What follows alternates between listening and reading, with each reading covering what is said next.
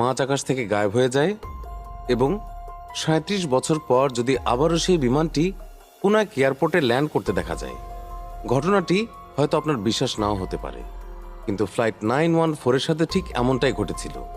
এটি কোনো সাধারণ ঘটনা নয়, বরং এমন একটা ঘটনা যা সমগ্র বিশ্বকে হতবাক করেছিল।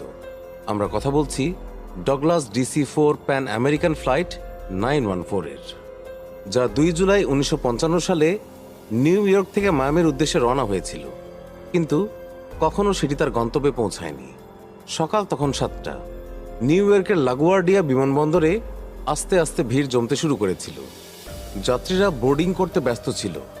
কেউ কেউ বোর্ডিংয়ের পর বিমানে ওঠার প্রস্তুতি নিচ্ছিলেন, আবার কেউ কেউ বাইরে দাঁড়িয়ে কথাবার্তা বলছিলেন। ফ্লাইটটিতে মোট 57 জন যাত্রী এবং 4 জন ক্রু সদস্য ছিলেন এবং সবকিছু স্বাভাবিক ছিল। বিমানটি ক্যাপ্টেন CG টেইলর চালাবেন এবং তিনি তার আসনে বসে সবকিছু পরীক্ষা করছিলেন।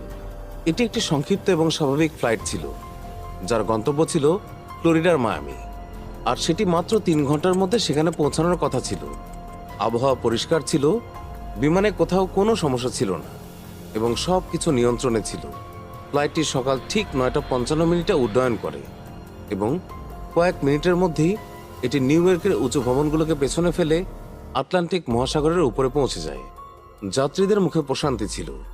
কেউ জানালা দিয়ে বাইরে তাকিয়েছিল, কেউ খবরের কাগজ পড়ছিল, আবার কেউ কেউ মায়ামি পৌঁছানোর আনন্দে কথা বলছিল।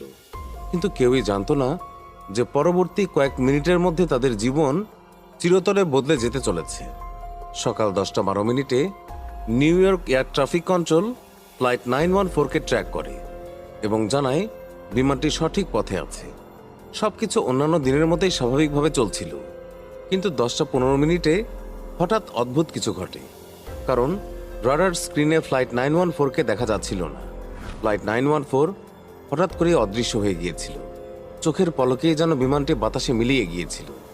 বিষয়টি দেখে এয়ার ট্রাফিক কন্ট্রোলের কর্মকর্তারা অবাক হয়ে যান।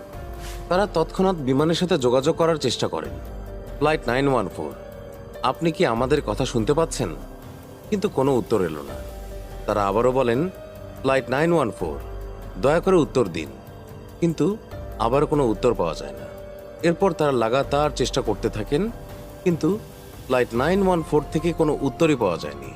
এরপর নিউ ইয়র্ক এয়ার ট্রাফিক কন্ট্রোলে হট্টগোল শুরু হয়ে যায়। এয়ার ট্রাফিক কন্ট্রোলের কর্মকর্তারা ভেবেছিলেন হয়তো কোনো কারিগরি ত্রুটি হবে, কিন্তু যখন তারা অন্যান্য ফ্লাইটগুলোকে ট্র্যাক করে তখন সব কিছু স্বাভাবিক ছিল। শুধুমাত্র ফ্লাইট 914-ই গায়েব ছিল।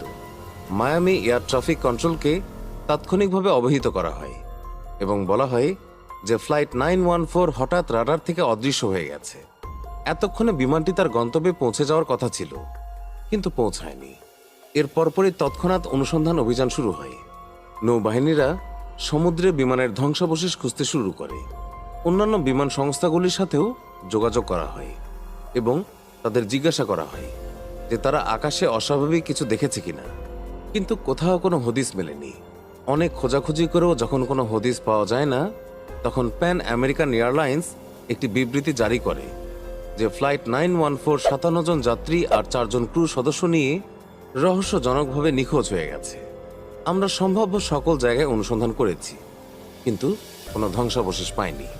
আমরা গভীরভাবে দুঃখিত যে এটিকে দুর্ঘটনা হিসেবে ধরে নেওয়া হয়েছে, কিন্তু এখন প্রশ্ন হলো, বিমানটি কি সত্যি বিধ্বস্ত হয়েছিল, নাকি এটি অন্য কোনো সময় এবং স্থানে আটকা পড়েছিল? এই প্রশ্নটি এখন সবার মনেই ছিল, কিন্তু কারো কাছেই কোনো উত্তর ছিল না। এইভাবে অনেক বছর কেটে যায়, কিন্তু তারপর প্রায় 37 বছর পর 1992 সালে এমন একটি ঘটনা ঘটে যা কেউই বিশ্বাস করতে পারছিল না। 1955 সালে নিখোঁজ হওয়া ফ্লাইট 914-এর কথা মানুষ প্রায় ভুলে গিয়েছিল। এটিকে একটি মর্মান্তিক দুর্ঘটনা হিসেবে ধরে নেওয়া হয়েছিল। যাত্রীদের মৃত ঘোষণা করা হয়েছিল। কেউ আর এখন এই ফ্লাইটটি নিয়ে কথা বলতো না। কিন্তু 37 বছর পর 21শে সেপ্টেম্বর 1992 সালে ভেনিজুয়েলার কারাকাস বিমানবন্দরে এমন কিছু ঘটে যা সেখানে উপস্থিত সকলকে হতবাক করে দেয়। কারাকাস বিমানবন্দরের এয়ার